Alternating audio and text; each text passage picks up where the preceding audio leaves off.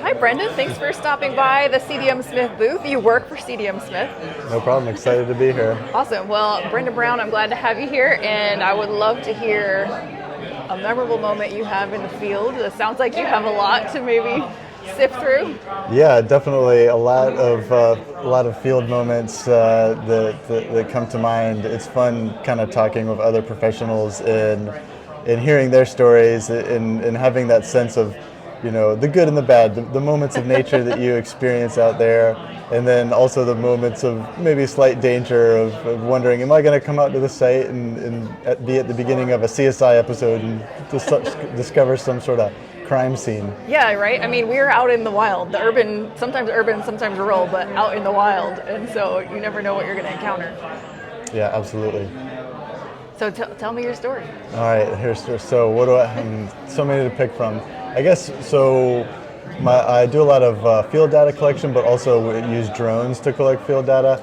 And so one fellow I work with, Andrew Ryan, and I were out at a site, and we were kind of doing a combo of things, collecting some field data and also doing the drone flight. And so one of the best places to set up for the particular site that we were working at was across a little river, a tidal river, at an empty lot that was owned by the client. And so we were able to take off from there, and it was a good place to keep track of the drone while I was on the other side of the river. So we're getting towards the end, and I'm finishing up our field work for the day. We just finished the drone flight, and so Andrew was on the other side of the river packing things up, and I was kind of finishing up my field portion on the other side. And all of a sudden we hear these pops, and we're like, what the heck is that? And so we kind of make our way over to the river and are peering over to the other side of the river, and I see Andrew packing up the car expeditiously, and so we call him, and he's like, I just witnessed a shooting. This person just pulled up and just started shooting at the house, right across the street from me.